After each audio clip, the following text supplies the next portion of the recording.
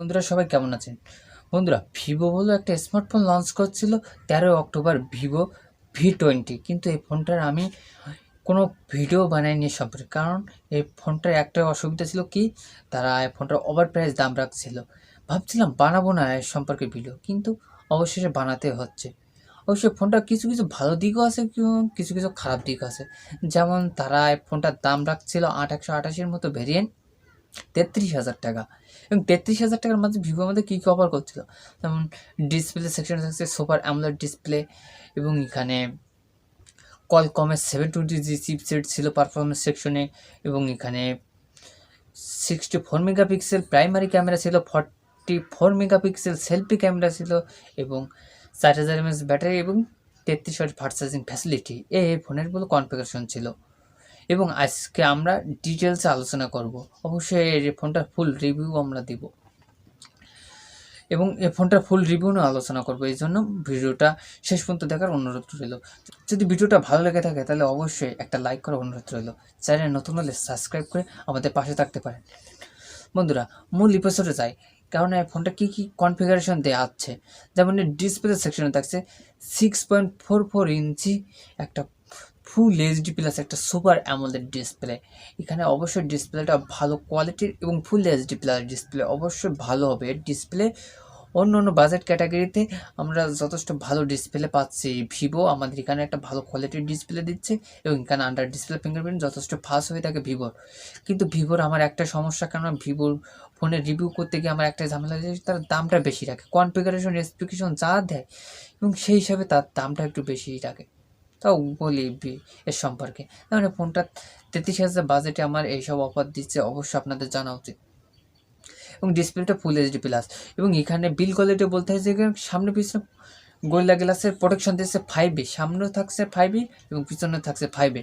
অবশ্যই ফোনটা স্লিম, দেখতে অসাধারণ, আমি বলবো এক কথায় যা আপনার দেখা সব থেকে এর 33,000 টাকা বাজেটের এর থেকে স্লিম, বা এর যে থিকনেস আছে 3.5 না কত মিলিমিটার এর থিকনেস, মানে অনেক স্লিম। ফোনটা হাতে নিয়ে আপনি একটা কমফোর্টেবল ফিল করবেন যে ফোনটা অবশ্যই অনেক লুকিং বা ডিজাইনের দিক থেকে অনেক সুন্দর করছে। বলতে হয় এখানে যে তারা এই জায়গাটা অনেক গুরুত্ব দিয়েছে ডিজাইন এবং বিল কোয়ালিটিতে, অবশ্যই আপনার মন কাড়বেই। কিন্তু ফোনটার খারাপ দিকও আছে, দামটা তো বেশি রাখছে যার কনফিগারেশন ছাড়া, অবশ্যই এটাও তো আপনাদের মাথায় রাখা উচিত। এবং এই ফোনটার যেমন এখানে পারফরমেন্স সেকশন থাকছে কলকমের 720G চিপসেট, যেটা মোটামুটি গেমিংয়ের জন্য পারফেক্ট এবং যে কোনো কাজের জন্য পারফেক্ট। এই চিপসেটটা আমরা মিড বাজেট রেঞ্জে এই চিপসেটটা পেয়ে থাকি, যেমন 20 থেকে 25,000 টাকার বাজেটে সাধারণত এই চিপসেট পেয়ে থাকি, কিন্তু সেখানে 33,000 টাকা দাম রাখছে এই চিপসেট দিয়ে, অবশ্যই ওভার প্রাইস বলবো এখানে। অবশ্য পারফরমেন্স আপনি মোটামুটি ভালোই পাবেন, অন্য অন্য ফোনের মতোই পাবেন আপনি। এই জন্য আর বেশি কিছু বলবো না পারফরমেন্স সেকশন নিয়ে। আর এখানে ক্যামেরা সেকশন নিয়েও বলতে পারি, এখানে ক্যামেরা সেকশনে তারা যথেষ্ট ইমপ্রুভমেন্ট করছে। যেমন এখানে তারা 64 মেগাপিক্সেল দিয়ে কট ক্যামেরার ফ্যাসিলিটি দিচ্ছে, এবং একটা 8 মেগাপিক্সেল আলট্রাইট আর 2 মেগাপিক্সেল ডেপস এর রেয়ার ক্যামেরার কন্টেন্ট, এবং সেলফি ক্যামেরা হিসেবে থাকছে 44 মেগাপিক্সেল একটা শক্তিশালী সেলফি ক্যামেরা। যথেষ্ট আপনি সেলফি ক্যামেরা অনেক বড় সড়ো একটা সেলফি ক্যামেরা, এখানে 32 না, এখানে 44 মেগাপিক্সেল একটা সেলফি ক্যামেরা, যেখানে যথেষ্ট ভালো ক্যামেরা কোয়ালিটি। এবং এই দুটো সামনে এবং পিছনে ক্যামেরায় ভিডিও অপশনে পাচ্ছেন 4K এবং 1080p 30fps এর ভিডিও রেকর্ডিংয়ের সুবিধা পাচ্ছেন। এবং দুটো ক্যামেরায় আপনারা চাইরো ইউএস পাচ্ছেন। আপনারা যারা ব্লগিং বা সামনের ক্যামেরা দিয়ে ভিডিও করতে চান, অবশ্যই ভালো হবে, কারণ এখানে আপনারা ইআইএসের সুবিধা পাচ্ছেন। অবশ্যই ভিডিও স্টাডি বা ভিডিও ভালো কোয়ালিটির ভিডিও আপনারা অবশ্যই পাবেন, এর একটা ভালো পয়েন্ট।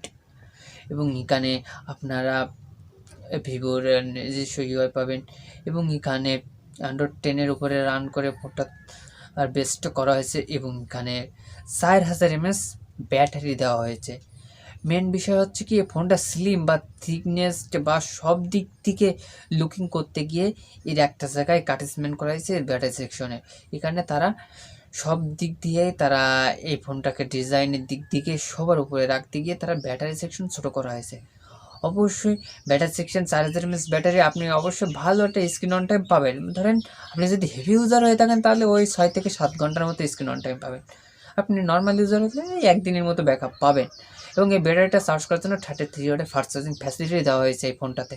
অবশ্যই ভালো ব্যাপার যে আপনি এই ফোনটা 0 থেকে 100% করতে পারবেন ওই 1 ঘন্টার কমে। অবশ্যই ভালো বলবো যে ফোনটা অবশ্যই আপনি যদি নিতে চান তাহলে অবশ্যই ভালো হবে। ফোনটার পারফরমেন্স আপনি ভালো পাবেন, কিন্তু ফোনটার কনফিগারেশন বা এর যে স্পেসিফিকেশন সেই হিসাবে দামটা একটু ওভার প্রাইস। যদি এর দামটা 30,000 টাকা বলবো না, যদি 25,000 টাকার ভিতরে থাকতো তাহলে অবশ্যই ভালো বলতাম। কারণ 25,000 টাকার বাজেট সেগমেন্টে সাধারণত আমরা এইসব স্পেসিফিকেশন এইসব কনফিগারেশন পেয়ে থাকি, সেই হিসাবে দামটা অনেক বেশি রাখছে ভিভো।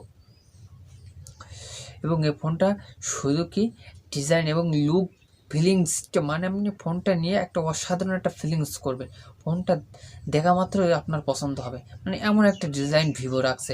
অবশ্যই ভালো বলবো ডিজাইনের দিক দিয়ে, কিন্তু কনফিগারেশন দিক দিয়ে অবশ্যই ফোনটা না নেওয়া উচিত। কারণ এই বাজেট প্রাইস সেগমেন্টে অনেক ফোনই আছে যা এর থেকে কনফিগারেশন বা পারফরমেন্সের দিক থেকে অনেক এগিয়ে, বা তার পাশেও ভিভো এই ফোনটা দাঁড়াতে পারবে না।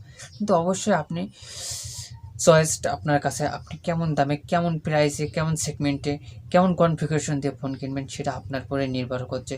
এই জন্য বন্ধুরা, এরকম নতুন নতুন ভিডিও দেখতে অবশ্যই আমাদের চ্যানেলটি সাবস্ক্রাইব করে, যদি না থাকে তাহলে অবশ্যই সাবস্ক্রাইব করে পাশে থাকা বেল বাটন অল করে দেবেন, তাহলে আপনার দ্বারা কখনো আমাদের নতুন নতুন ভিডিও মিস হবে না। আর যদি ভিডিওটা ভালো লেগে থাকে তাহলে অবশ্যই একটা লাইক করার অনুরোধ রইল। তাহলে দেখা হচ্ছে নেক্সট ভিডিওতে। আজকের মতো এখানে শেষ করছি।